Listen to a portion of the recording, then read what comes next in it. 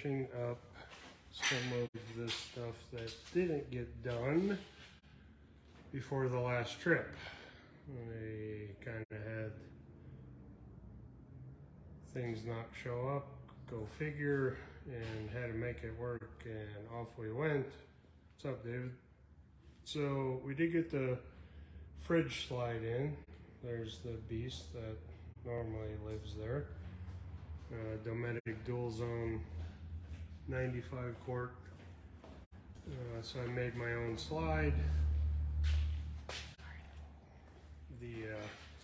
We had a Dometic brand slide in the gasser, and we had one fatal flaw, not necessarily with their slide, but just the way we had to mount it and use it. You can see there's extra space here. This was more or less the end of their slide, so the fridge was lacking about 2 inches from full extension to clear there. So we could never open the freezer fully, which was always a pain in the neck. So I made my own slide. And we're currently, sorry it's pretty dark in here, I guess you can see. We've got the other rail in for the drawer. That's still to be fabricated, but this is going to be 100% extension drawer, so we can start packing things more efficiently. More time drinking beer and less time setting up the kitchen. So that dead space that you can see up there, see the end of the, my finger, there's the end of the refrigerator slide, there's the end of the drawer that I'm building. So that dead space over there will be filled once I fabricate a full onboard water tank, because I'm really tired of dragging water jugs.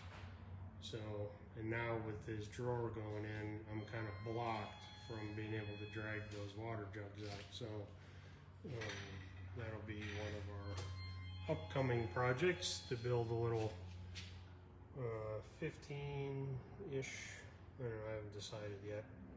What's up, Sean? Hard-mounted water tank. We debated on making a fuel tank that went there as well. But with the diesel, we found we don't really need to carry a whole lot of fuel. So I'm going to stick to my fibers mounted up on the roof rack. I am going to modify them. You know, can't leave anything alone. Rhino rack system, and then that is their jerry can holder. It leaves a little to be desired of, in my opinion, but it works. What I don't like is it holds the 2 cans vertically, so that's a boatload of wind drag. I'm gonna build my own, and so I can lay them down flat. Then really the highest thing on the truck will be the tent. So right now the fuel, those jerry cans are the highest thing, and they're just sticking up in no man's land. So I'm gonna make a new bracket this summer, or in the next couple of weeks when I get time, and be able to lay them down flat. I've only done the one trip with this truck. We put 5 gallons in it, I don't know, up on above Big Ridge where we camped up there, just because. But one or the other, I had a total of 4 diesels on that trip, mine and 3 others. 2 of the other guys dumped 5 because they saw me dumping 5, and Matt Cotty's like, I ain't dumping. I'm gonna see if I can make it to Hanksville, and he went to Hanksville with no problems. I don't remember what the exact mileage was, but it was 250 plus from Bluff, the route that they took. And I'll get back to that. That's a story in and of itself. Mary and I, we were leading on Monday as usual, left Bluff and started out and about and hit the Emigrant Trail.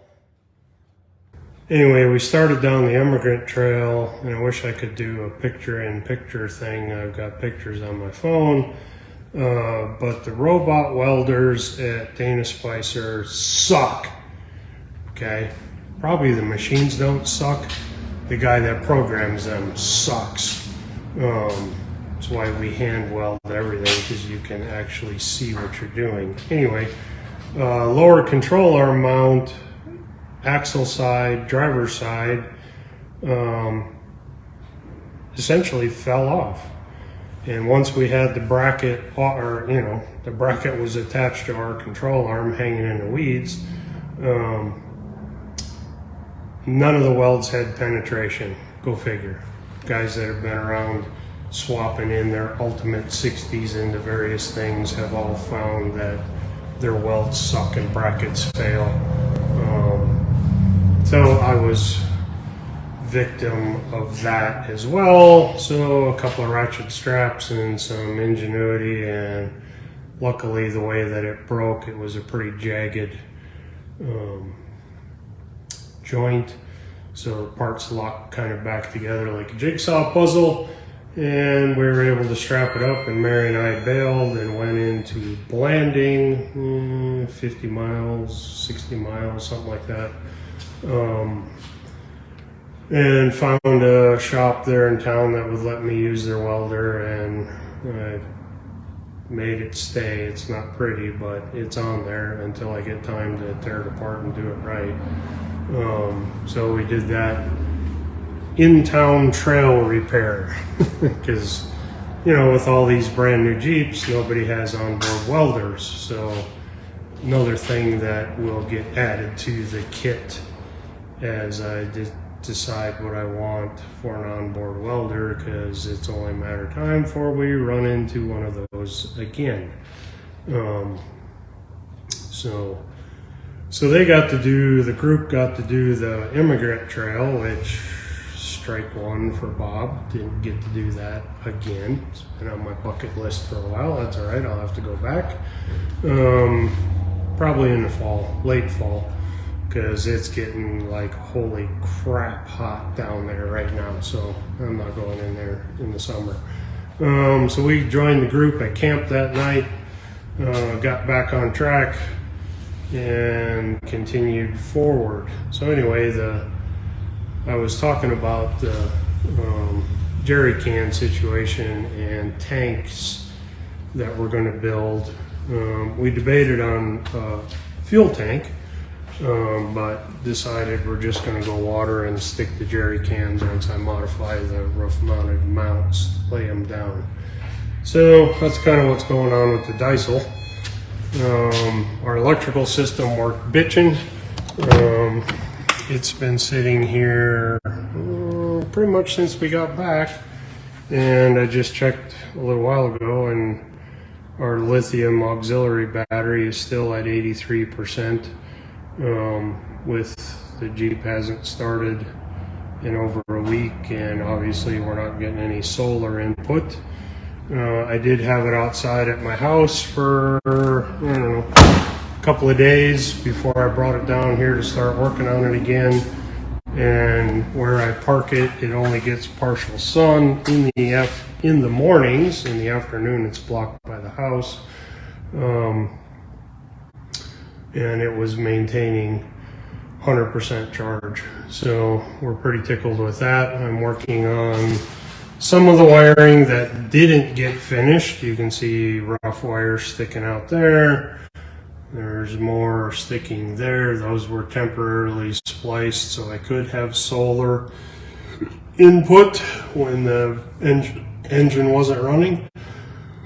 So I cut that back apart this morning to put the cable clams in to prevent future chafing or any of that noise. We kind of cut some heater hose and stuffed it through the hole so it couldn't chafe on our trip. So now we're finishing that up correctly and everything. And you've seen Rex in the background as I'm wandering around. Rex is up front, he's in the lift bay. So now it's time to, as I get time, start finishing this project up. So hopefully early fall is kind of my goal. We'll see if I can get that far. We're down help again. So it's me, myself, and I in the Jeep shop, and if you haven't noticed, I have some of this, so I don't work as fast as I used to was. So how's Toby say it? I'm as good once as I ever was, but whatever that line is.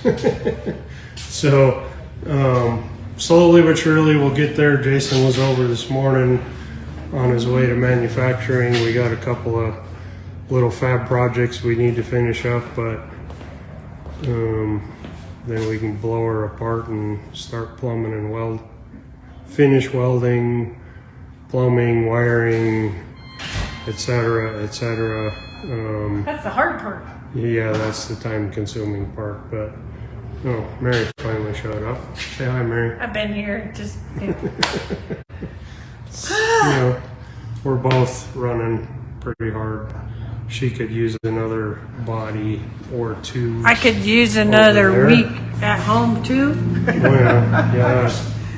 We didn't rest this weekend. We didn't do much for a 3-day weekend other than work. I putzed around down here a little bit,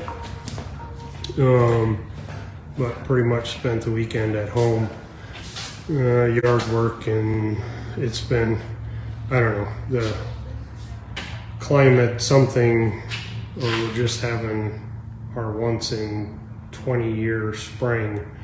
It's normally pretty dry by this time of year here, but it's just been raining and raining and raining. Pretty much all last week it rained, which continued through the 3-day weekend. So in between rain showers, we were out in the yard, cutting dead trees down and weeding and rearranging flower beds and all that stuff that Mary thinks is important.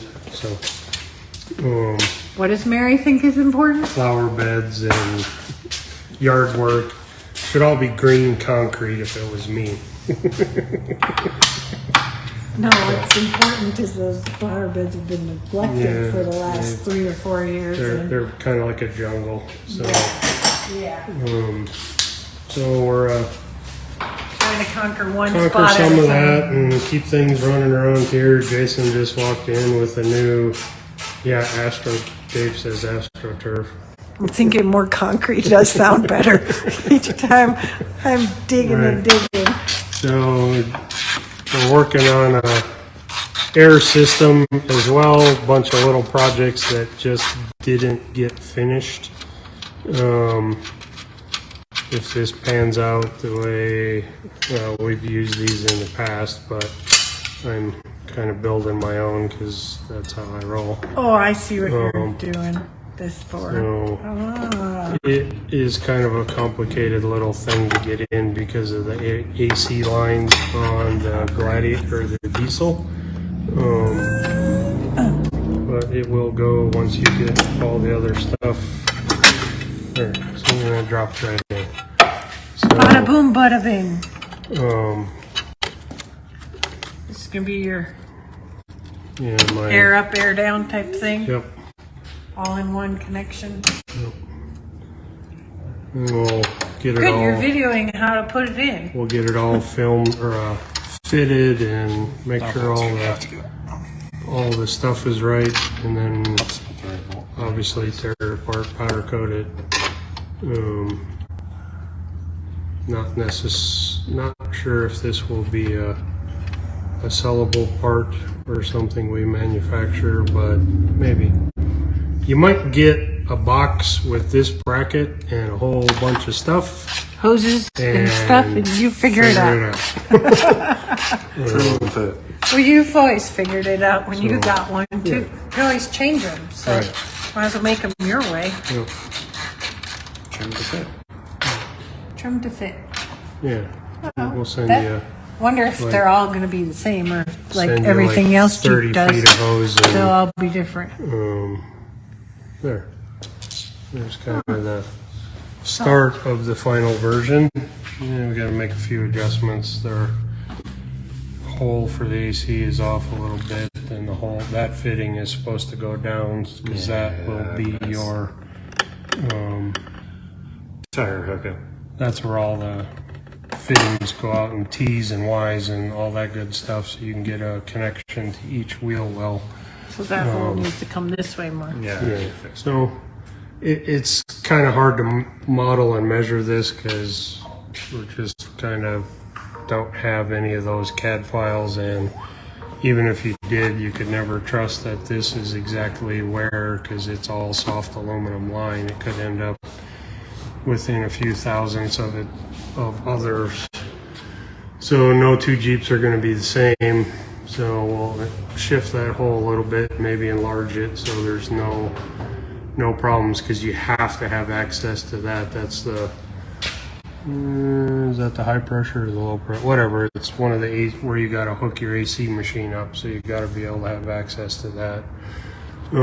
But yeah, that's pretty much it in a nutshell. It's simple. It's this valve isolates the compressor. So if that's off as it is, you would open this to air down.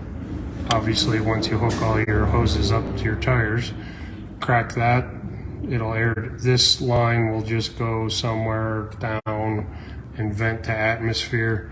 So you'd open this up, watch your gauge, you know, come down to, oh, I want 20 pounds, shut the valve, the gauge will stabilize, 21.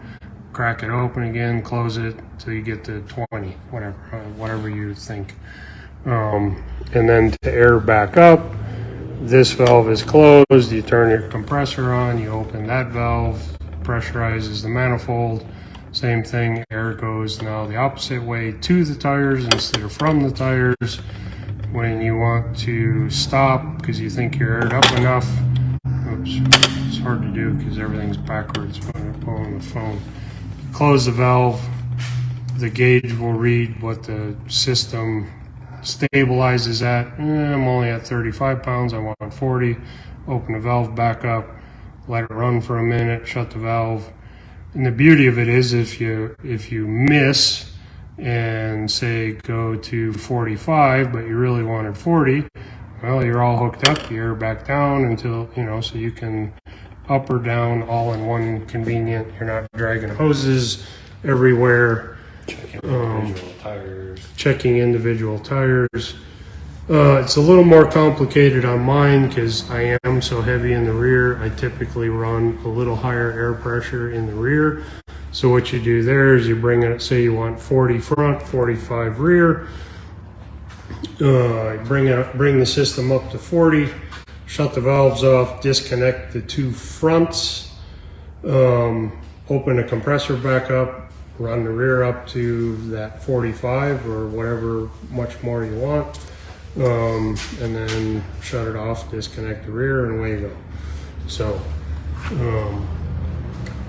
we had some guys on the last trip that I think it's called the Kraken.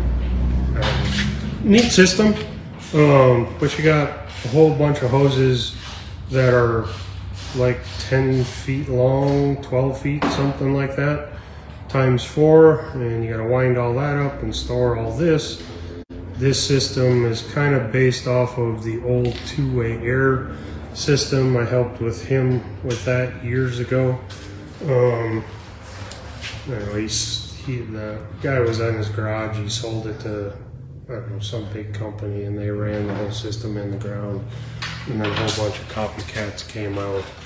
You know, the original two-way air was